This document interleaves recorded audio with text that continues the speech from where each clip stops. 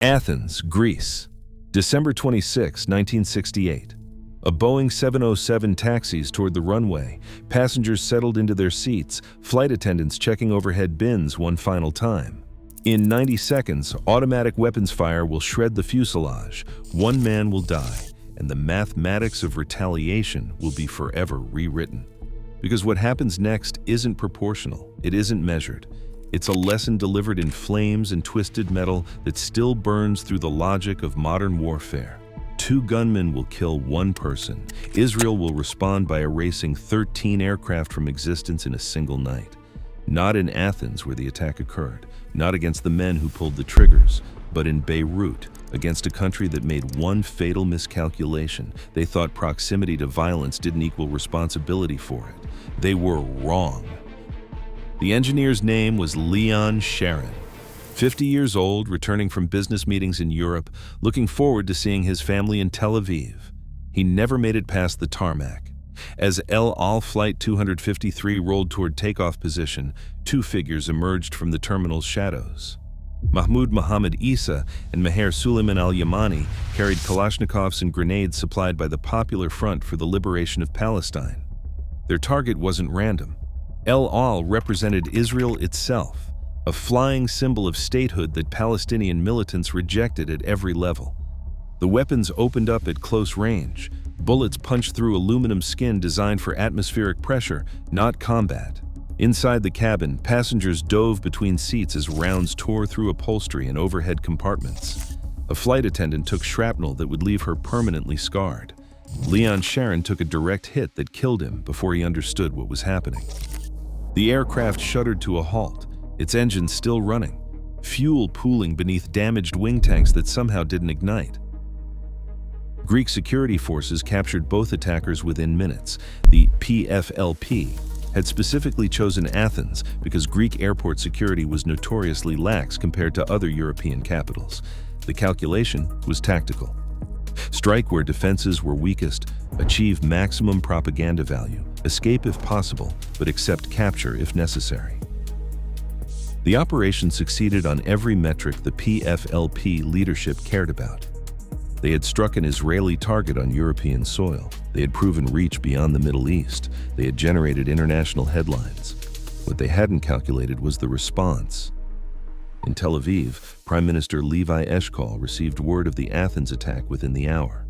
The cabinet convened in an emergency session before Leon Sharon's body had been removed from the aircraft. The discussion that followed wasn't about whether to retaliate. Israeli doctrine since 1956 had established that attacks on Israeli citizens anywhere in the world would trigger a military response.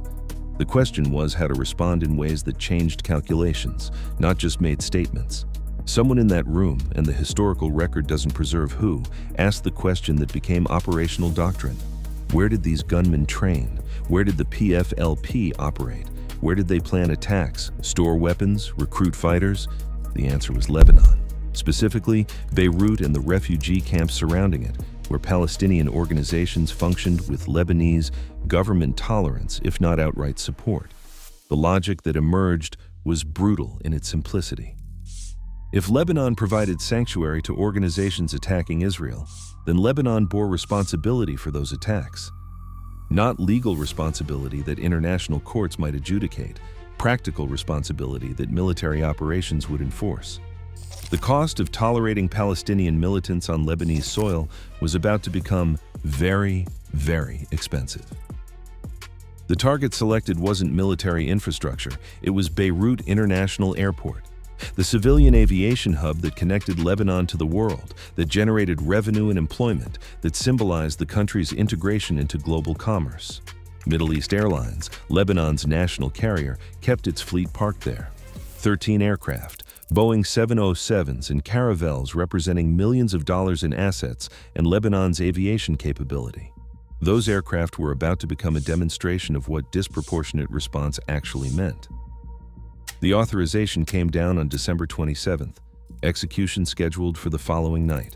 Less than 48 hours from attack to retaliation, a timeline that would seem insane to conventional military planning but made perfect sense to the Israeli Defense Forces, because the plans already existed. The targeting packages were already assembled, Special operations units had been wargaming exactly these scenarios for months. Sayeret Matkal received the mission. This unit operates in shadows so deep that most Israelis do not know it exists. Its operators are selected from the IDF's most capable soldiers, then subjected to additional years of training and skills that regular infantry will never touch. Close target reconnaissance, direct action under impossible conditions, exfiltration from hostile territory when everything has gone wrong. They are the people you send when failure means war and success means headlines. The government will officially deny while privately celebrating. 40 commandos assembled for the Beirut operation. They were organized into teams with surgical precision. Each team assigned specific aircraft, specific objectives within the airport complex. The primary goal was destruction of Middle East Airlines' fleet, not damage, not disruption. Complete elimination of aircraft that would never fly again. The insertion method was helicopters, Super Freeland aircraft capable of carrying the teams and their equipment across the Mediterranean and back before Lebanese air defenses could organize effective response. The flight plan called for low-altitude approach over water, then rapid ascent to clear the coastal mountains before descending directly onto Beirut's tarmac. They would not land near the airport or infiltrate from the perimeter. They would land among the parked aircraft and begin destroying them before airport security understood what was happening.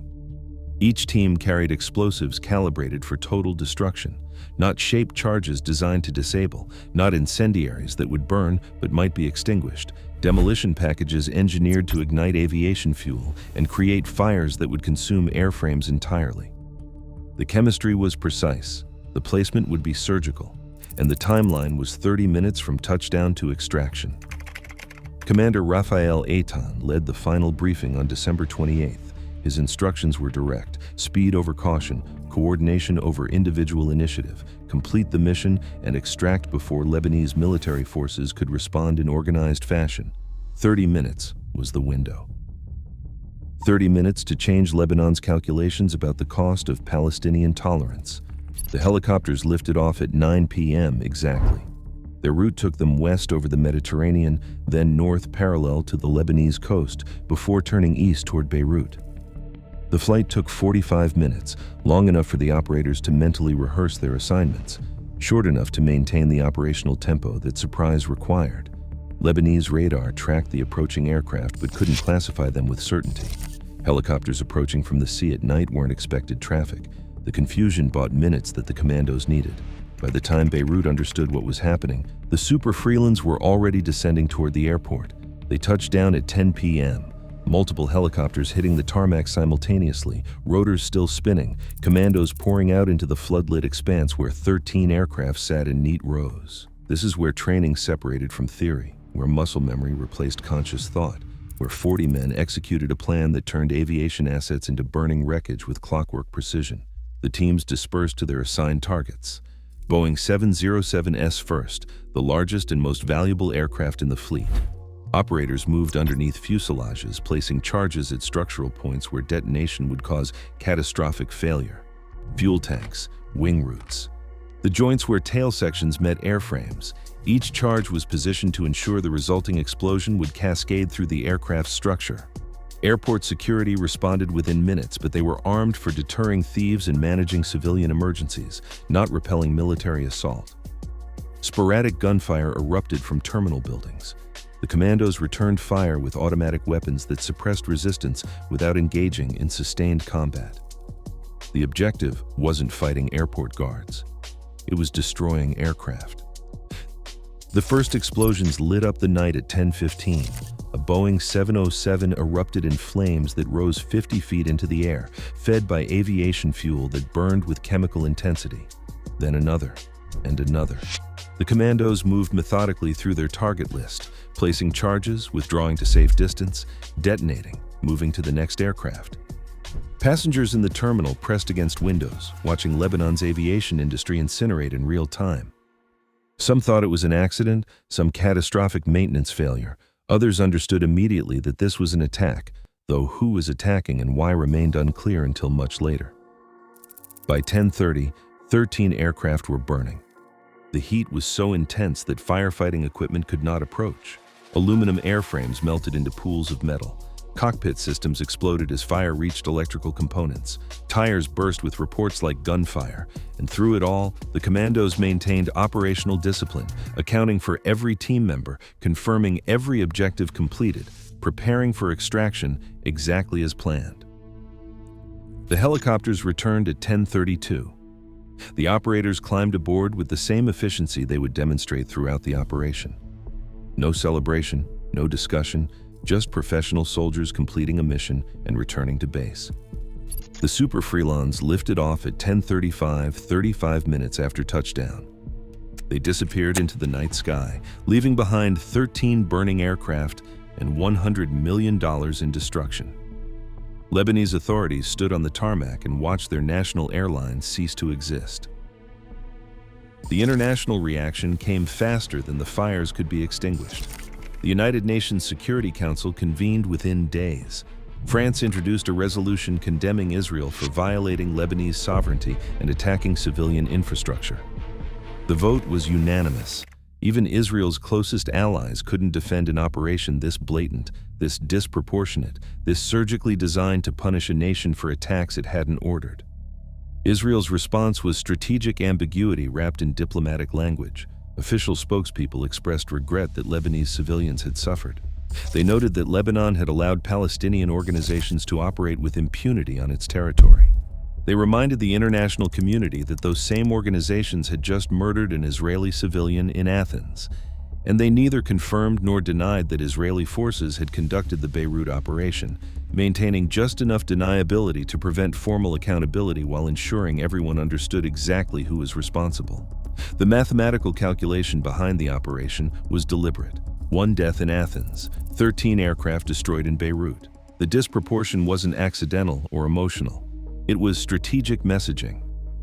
Each burning aircraft represented a lesson about consequence, about the price nations pay when they provide sanctuary to organizations attacking Israel, about the reach of Israeli military power and the willingness to use it regardless of international opinion.